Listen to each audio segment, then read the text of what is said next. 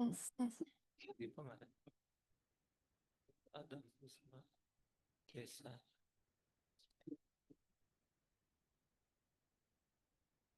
Tes. Ya, silakan dimulai. Tadi Pak. Oke. Bismillahirrahmanirrahim. Assalamualaikum warahmatullahi wabarakatuh. Waalaikumsalam. Sebelum itu, saya akan membuka presentasi saya dengan sebuah quotes dari Jackson Brown Jr. yang pernah berkata bahwa the best preparation for tomorrow is doing your best today. Atau persiapan terbaik untuk hari esok adalah dengan cara mempersiapkan yang terbaik hari ini. Oke, perkenalkan nama saya Nadifa Nohama Prabasari dan pada kesempatan kali ini saya akan mempresentasikan proyek last minute saya kali ini. Untuk semester kali ini, saya memilih untuk menulis sebuah naskah novel. Lanjut. Alasan saya alasan saya memilih untuk menulis sebuah naskah novel adalah karena menurut saya menulis adalah salah satu cara untuk mengekspresikan diri serta menuangkan pikirannya. Beberapa orang juga memilih untuk mengekspresikan dirinya dengan cara menulis. Dan saya juga termasuk pada orang yang mengekspresikan dirinya dengan cara menulis. Namun lama-kelamaan saya bukan hanya ingin untuk mengekspresikan diri dengan cara menulis, tapi saya juga ingin membuat suatu karya melalui sebuah tulisan. Entah entah sebuah karya yang bisa menjadi sebuah pelajaran atau hanya sekedar sebagai hiburan. Dari situ saya ingin mengeksplor lebih dalam tentang kepenulisan supaya saya bukan hanya menjadi pembaca untuk tulisan-tulisan, untuk hasil tulisan-tulisan itu, namun juga sebagai penulisnya. Keingintahuan terbesar saya dalam menulis sebenarnya itu lebih ke diri saya sendiri. Saya mempertanyakan kemampuan dan kesanggupan saya dalam menulis. Saya ingin tahu apakah saya dapat membuat sebuah karya melalui sebuah tulisan. Dan bagi saya, jawaban tersebut eh, berada di akhir perjalanan saya. Entah itu, dan dengan untuk menjawabnya saya juga harus berusaha dan terus menulis agar dapat mengetahui jawaban tersebut. Saya ingin membuat novel dengan tujuan untuk menyampaikan ide atau imajinasi saya yang dikemas menjadi sebuah cerita sekaligus dapat menghibur dan memberikan pesan moral atau nilai kehidupan yang dapat dijadikan sebuah pelajaran yang bermanfaat. Manfaatnya untuk diri saya sendiri, saya dapat melihat lebih dalam atau merefleksi diri. Kemudian saya dapat mengekspresikan diri saya atau menuangkan isi pikiran atau perasaan saya ke dalam tulisan. Kedua, saya dapat menambah wawasan dari riset-riset yang saya lakukan untuk menulis. Dan yang terakhir, saya bisa mendapatkan pelajaran. Untuk orang lain, mungkin orang lain dapat merasa terinspirasi untuk ikut menuangkan atau mengekspresikan dirinya dengan cara menulis, dapat termotivasi dari hasil tulisan-tulisan saya, dapat menambah wawasan, bisa juga menjadi hiburan dan juga tentu saja ada pelajarannya. Proses pembuatan karya yang pertama saya melakukan riset tentang menulis. Kemudian setelah saya melakukan riset dan mempelajari tentang menulis lebih dalam, saya akan langsung mempraktekannya dan latihan menulis. Setelah itu saya langsung ke proses pembuatan karya tulis naskah sayanya. Nah, saya yang pertama membuat kerangka novel. Di situ fungsi kerangka novel ini gunanya untuk membantu saya selama proses penulisan karyanya. Seperti agar saya tidak keluar dari alur yang sudah direncanakan atau agar eh, kepribadian karakternya tidak berubah dan tetap konsisten. Setelah itu, saya akan menyelesaikan untuk menulis karya, kemudian saya akan membacanya ulang dan memperbaiki beberapa yang menurut saya masih kurang rapi atau kurang bagus, dan yang terakhir finishing. Hasil karya saya itu berjudul With Blue With Love. Sinopsisnya itu adalah, dalam kisah ini, warna biru mengikat hubungan Sabiru dan Jeff. Warna biru menjadi awal kisah mereka, menjadi simbol kebersamaan di antara mereka. Melalui tekanan sebagai anak pertama, perbedaan karakter dengan anak terakhir, dan perjalanan hubungan mereka, kisah ini memberikan sepotong pesan tentang cinta, keluarga, dan pentingnya mengenal diri sendiri sebelum berbagi hidup dengan orang lain. Untuk hasil karyanya ini saya baru selesai 4, kan sebelumnya saya udah kasih tahu kalau saya udah menulis 6 bab, tapi jadi selama proses kelas minat ini saya melakukan revisi di bab itu, dibantu dengan bimbingan oleh Bu Aceh juga. Jadi hasilnya baru 4 bab. Ditunjukin nggak? Bapak permisi. Ih, kok nggak kebuka ya? Nggak Big bisa Boss. di. Oh ini bisa, Bapak. Tapi ini tuh karena di bagian bab 3 itu di akhirnya sayanya udah write block, jadi saya langsung loncat ke bab 4 dulu untuk revisinya, terus yang bab 4 juga belum sepenuhnya selesai. Ini ya kira-kira gitu. Prolognya aja. Salah satu.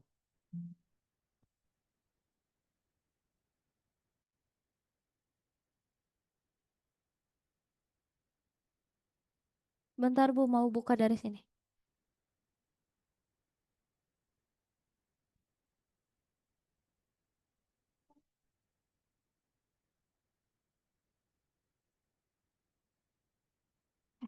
With Blue With Love. Prolog. Di sini saya menggunakan POV Jeff. Senin kedua di kelas 12, kepalaku sudah dipenuhi dengan rencana-rencana masa depan. Aku menopang daguku seraya menatap ke arah jendela. Di lapangan, terlihat murid-murid baru sedang berbaris rapi mengikuti MPLS. Sedangkan teman-temanku di belakang sibuk membahas murid-murid baru tersebut. Sementara aku di sini merasa tak tertarik sama sekali dengan pembahasan mereka. Lo suka biru? Kan Jeff? Tanya Ezra tiba-tiba. Aku berbalik, melihat Ezra dan teman-teman yang lain menunggu jawabanku. Iya, jawabku singkat sambil menaikkan satu alisku. Seketika, mereka tertawa kegirangan setelah mendengar jawabanku entah kenapa. Kupikir mereka mungkin sedang bercanda. Hahaha, gue bilang juga apa? Dia emang suka sisa biru, seru Gavin sambil tertawa keras. Aku hanya diam kebingungan. Tidak mengerti maksud mereka. Siapa Sabiru? Barusan mereka bertanya tentang warna kan? Sebelum mereka dapat menambah-nambahkan karangan mereka tentang Sabiru, bel istirahat berbunyi. Seketika pembahasan mereka pun berubah menjadi bahasan tentang makanan kantin. Aku menghela nafas lega.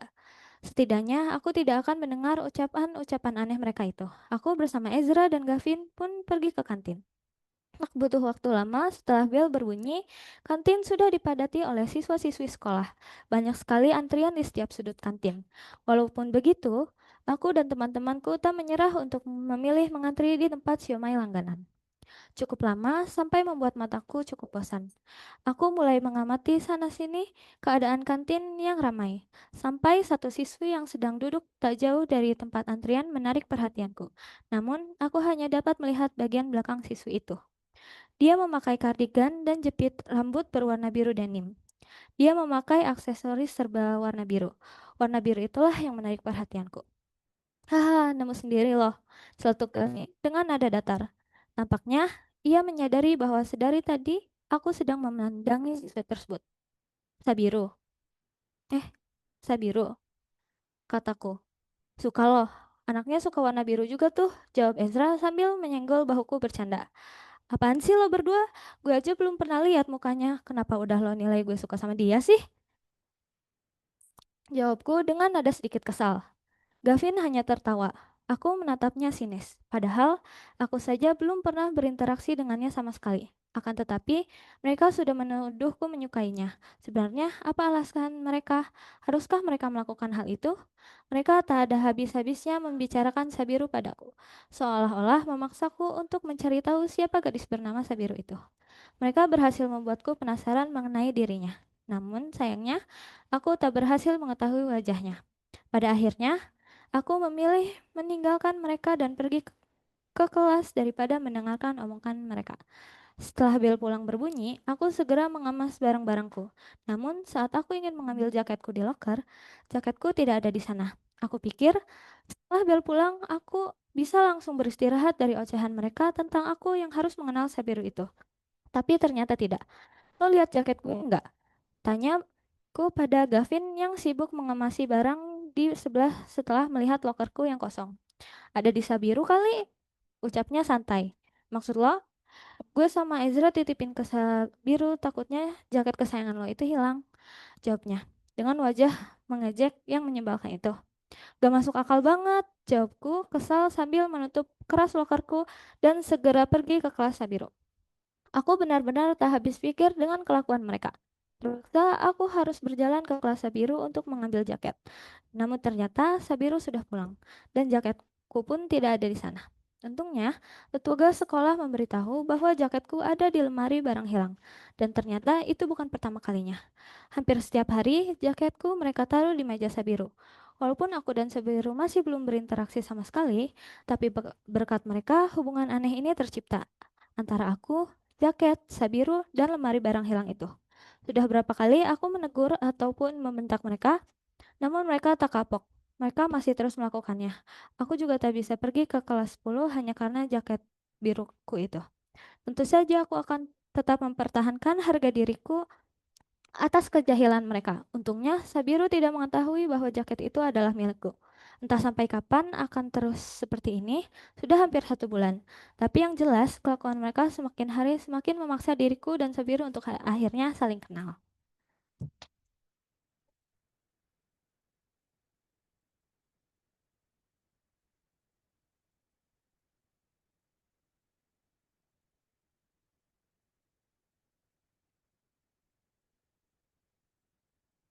Oke, selanjutnya refleksi. Kesimpulannya dari proyek kelas minat saya kali ini adalah salah satu cara saya belajar dan menambah pengalaman lain mengenai dunia kepenulisan yang saya sangat minati itu. Di kelas minat ini, saya akan menulis sebuah naskah novel dalam beberapa bab yang saya mampu kerjakan selama periode pengerjaan kelas minat pada semester kali ini. Sebenarnya tuh saya juga udah ngebuat rencana jumlah berapa bab dari segi alur. Totalnya itu harusnya ada 14 bab, tapi saya baru nulisnya 4 bab. Lalu kekuatan kekuatan. Kekuatan saya bersungguh-sungguh. Karena saya sangat minat pada nulis itu, saya bersungguh-sungguh untuk merencanakan dan merancang novel tersebut. Dari mulai ide, lalu bagaimana cara menulis rapi, alur, dan cara membuat karakter itu hidup. Lalu, alhamdulillahnya setiap progres penulisan memiliki perkembangan. Yang terakhir, saya memiliki rasa penasaran yang tinggi sehingga membuat saya semakin mengeksplor tentang kepenulisan. Lalu kelemahan saya masih kurang bisa membagi waktu. Oleh karena itu, saya menjadi kurang konsisten dalam pembuatan atau penulisan naskah novelnya karena saya kurang bisa membagi waktu dan yang terakhir saya mudah terdistraksi selama masa penulisan. Tindak lanjut, setelah menyelesaikan kelas minat saya tentang menulis pada semester kali ini, saya insya Allah akan berusaha melanjutkan naskah novel ini dengan belajar dan mengasah kemampuan menulis saya, serta terus berlatih dan lebih banyak melakukan riset mengenai dunia kepenulisan agar saya dapat terus berkembang. Terima kasih. Ya. Halo, Desa.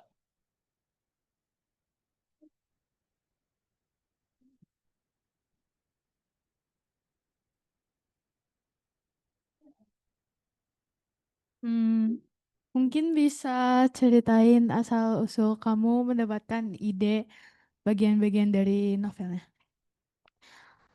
Novel ini saya beri judul With Blue With Love itu karena di dalam novelnya itu saya memberikan nuansa biru karena saya sangat suka biru, saya sangat suka warna biru. Jadi saya masukkan warna biru itu sebagai simbol dari hubungan mereka. Kemudian alur-alurnya dari segi kisah percintaan merekanya saya ambil dari beberapa pengalaman hidup saya, kemudian dari konflik-konflik keluarga ada beberapa yang dari pengalaman saya atau yang saya tahu ada konflik seperti itu di dalam keluarga. Saya improvisasi lagi agar tidak terlalu membosankan atau pasaran, jadi saya beri kayak jadi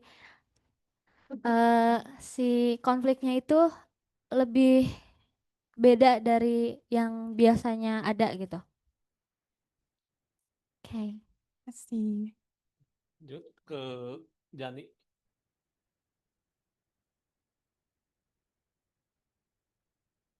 Eh, ini kan kamu Ya. ini kan kamu bikin naskahnya dulu semua. Terus pas jaga visi lagi tuh pernah nggak kepikiran kayak alur lain gitu? Maksudnya kayak gimana? Ada alur lain yang kamu pikirin gitu selain yang kamu alur itu? Oh, ada rencana alur lain gitu yang terlintas. Ya, eh Sebenarnya sih udah ini saya tuh udah memikirkan si naskah ini tuh alur cerita dan cerita ini tuh saya sudah pikirkan dari kelas 8 semester 2 awal.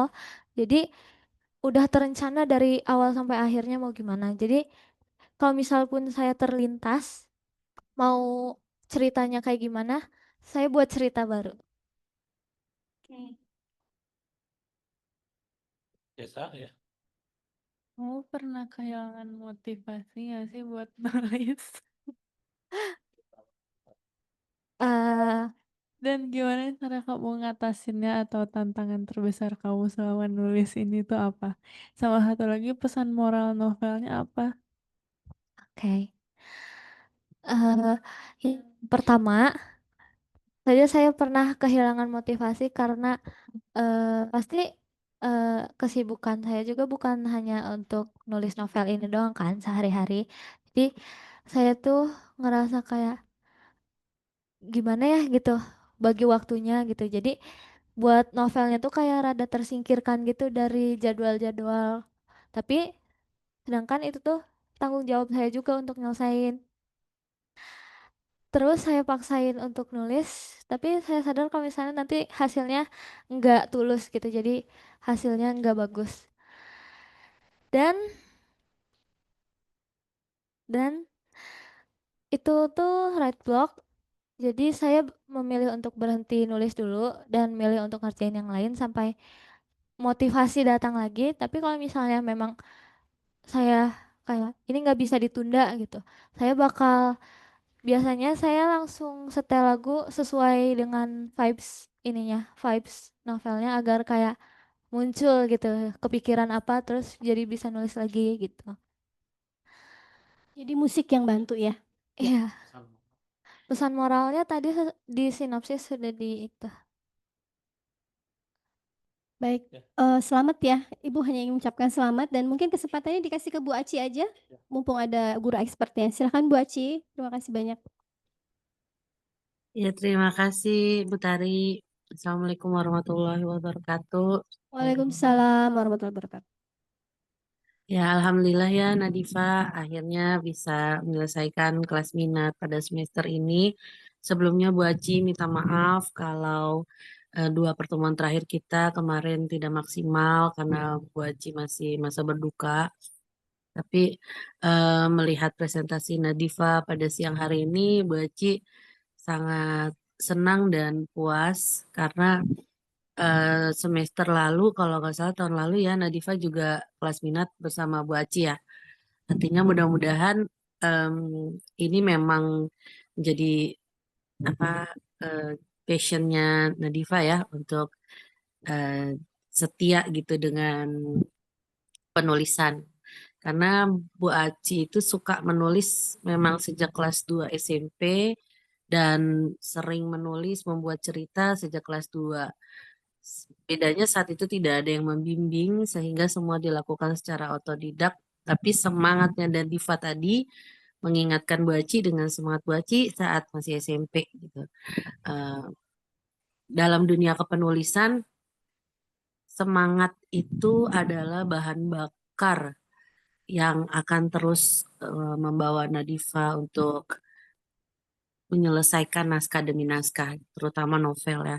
Karena kalau bagi sebagian banyak penulis lainnya seperti penulis cerpen atau penulis puisi, tidak banyak dari mereka yang sanggup mengerjakan novel karena menulis novel itu membutuhkan napas yang panjang.